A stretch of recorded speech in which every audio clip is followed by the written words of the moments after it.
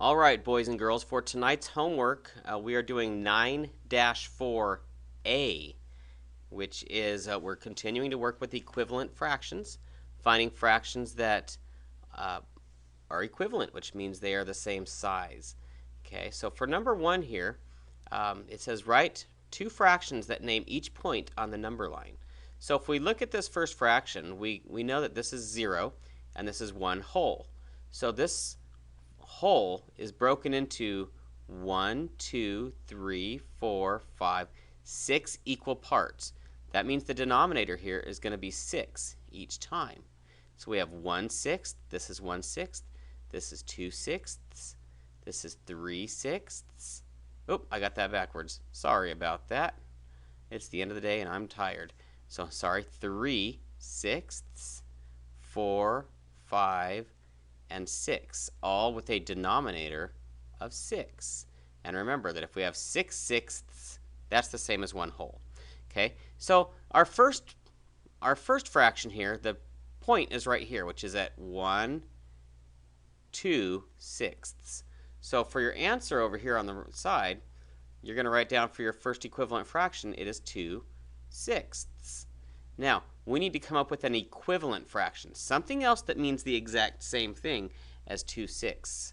And there's two ways you can solve that. One is to divide, find a common denominator and divide, and the other way is to multiply. So since we have 2 as a numerator and 6 as the denominator, and we know that both of those numbers can be divided by 2, well, that is what we need to divide by. Since 2 is a factor of both of those numbers, we do need to divide by 2. Okay? And the way that we know is that the factors of 2 would be 1 times 2 equals 2. Those are the only two factors of 2. The factors of 6 would be 1 times 6 equals 6, and 2 times 3 equals 6.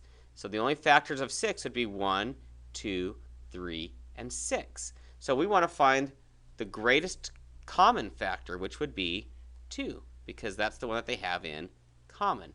So that's why we divided by 2. So 2 divided by 2 is 1, and 6 divided by 2 is 3. So 1/3 is the other equivalent fraction in this problem. Okay? And we could also look at it this way. If we divided this number line into 3 equal pieces, so 1/3, 2/3, and 3/3, well, this 1/3 is the same as saying 2/6. So these two numbers are equivalent. Okay, we could do the same thing here on the bottom. If we look at this number 2 is divided into 1, 2, 3, 4, 5, 6, 7, 8, 9, 10 equal pieces. So 10 is going to be your denominator each time, and a full piece would be 10/10. But we only have 1, 2, 3, 4, 5, 6, 7, 8 of those pieces. So to this point is 8 out of 10, or 8/10. So that's going to be your first fraction, because we need to write down two equivalent fractions. So 8/10 is our first one. Now to find another fraction that's equivalent, again, we need to either multiply or divide. And since this is another simple one, because both 8 and 10 are divisible by 2. They both have 2 as factors. So again, we can divide both of these by 2. And we know that 8 divided by 2 is 4, and 10 divided by 2 is 5, so 4/5. So two equivalent factors of that number line would be 8/10 and 4/5. Now one more. This one's pretty easy, because if you look at that dot, you know it's right in the middle. So it's right at 1/2, isn't it? But this actual number line is broken into 4 pieces, 1, 2, 3, 4. So it's broken into fourths. Our denominator is going to be 4 each time. Okay?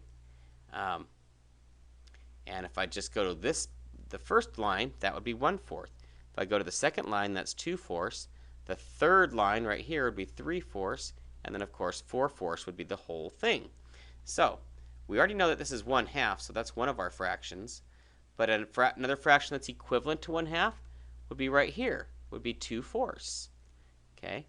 And the way that we could have figured that out would be by multiplying or dividing, and on this one, we would multiply it. 1 times 2 equals 2, and what we do to the top, we have to do to the bottom.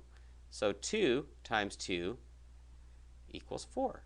So these are our two fractions. Okay, good luck. You'll do well on this.